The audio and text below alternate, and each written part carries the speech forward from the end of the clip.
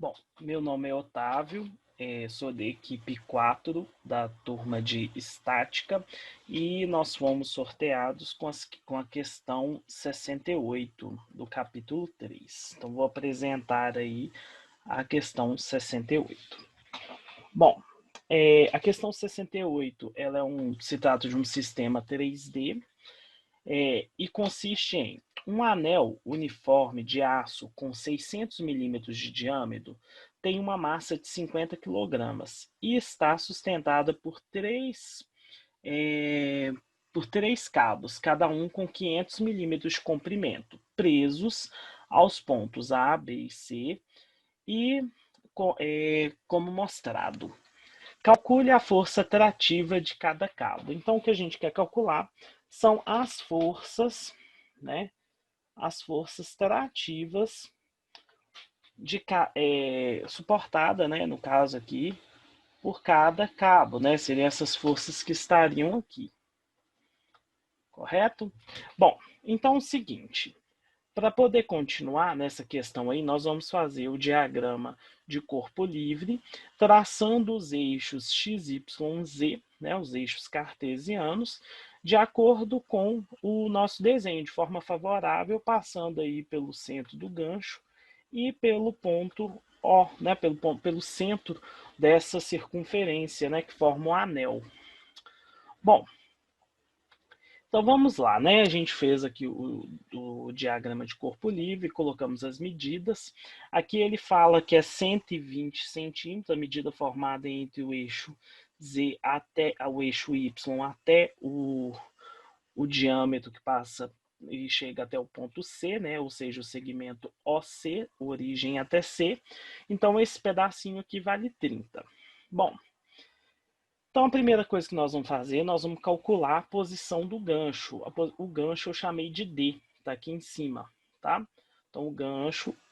Então, vamos lá. Usei o teorema de Pitágoras para poder determinar, né? Claramente, um triângulo retângulo aqui, né? Formado, onde um cateto é 300 milímetros, a hipotenusa é 500 e a gente quer calcular o outro cateto, que é a altura.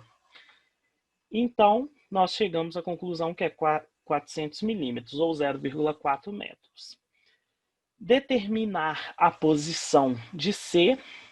Então, para determinar a posição de C, o que nós vamos usar? Nós vamos usar a trigonometria no triângulo retângulo, né? Então, aqui nós temos um triângulo formado aqui, vendo a vista superior, né, do anel. Então, a gente estaria vendo um triângulo aqui formado.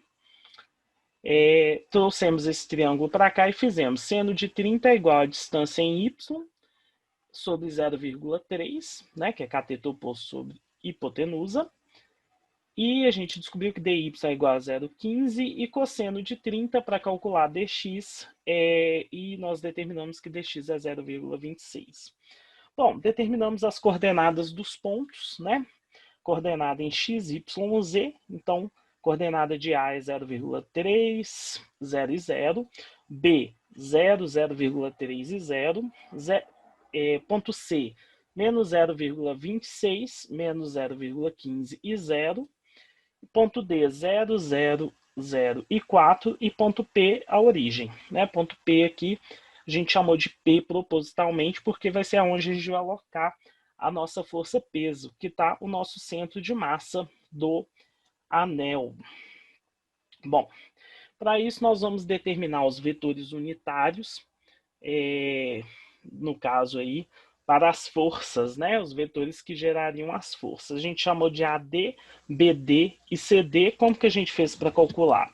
Nós pegamos aqui a posição D menos a posição A, então vai ser 0 menos 0,3 dá menos 0,3 na posição I, né? Ou seja, no eixo X. Depois a gente fez 0 menos 0, que dá 0, então no J não aparece nada, e o K é 0,4 menos 0, que é 0,4, e dividimos pela raiz dos quadrados dessas coordenadas aqui do vetor, né? dos valores, né? A gente fez aqui o módulo do vetor, e aí a gente chegou no vetor unitário, ou seja, em termos de I, J e K. Fizemos isso para os 3 vetores, o mesmo cálculo, né? Só muda aí os pontos, né? As coordenadas. Então, nós vamos determinar o peso do anel. O peso é massa vezes gravidade. A gente sabe que a massa do anel é 50 kg e o peso, a gravidade, né, a aceleração da gravidade é 9,81 metros por segundo ao quadrado. Isso resulta em 490,5 newtons. Por que negativo? Porque é uma força que está orientada para baixo, porque aponta para o centro da Terra. Estando o anel em equilíbrio, ou seja, a somatória de forças seriam zero, lembrando que, né, até coloquei aqui, ó, importante, é um problema de categoria 1, né? Ou seja, as forças são correspondentes. Quando você move as forças pelo princípio da transmissibilidade, você vai estar chegando aí, elas vão estar concorrendo, todas elas, no ponto D, né? Então, por isso, categoria 1, e isso influi que a somatória no eixo X é 0, somatória em Y 0 e somatória Z é 0. Para isso, nós vamos usar aí as coordenadas, uma forma de decomposição vetorial. Então, você pega, né, a tensão sofrida pelo cabo AD, que a gente vai chamar de TA, vezes o vetor unitário AD, a tensão sofrida pelo cabo BD, né, TB, eu chamei de tensão em B, no ponto B, vezes o vetor unitário, faz o mesmo, mais a força-peso. Substituindo aqui por valores que a gente já calculou anteriormente, né? E aí nós vamos agrupar todos que estão em termos de I, todos que estão em termos de J e todos que estão em termos de K. Como a gente sabe que o somatório das forças em I, J e K é zero, ou seja, as decomposições vetoriais dele, a soma vai ser zero. No caso aí também, se a gente multiplicar aqui, a gente tem a decomposição. Então, nós vamos ter o sistema, né, em que menos 0,6 TA mais 0,52 TC igual a zero, menos 0,6 TB mais 0,3 TC igual a zero, 0,8 TA mais 0,8 TB mais 0,8 TC menos 490,5 igual a zero. Equação 1, 2 e 3.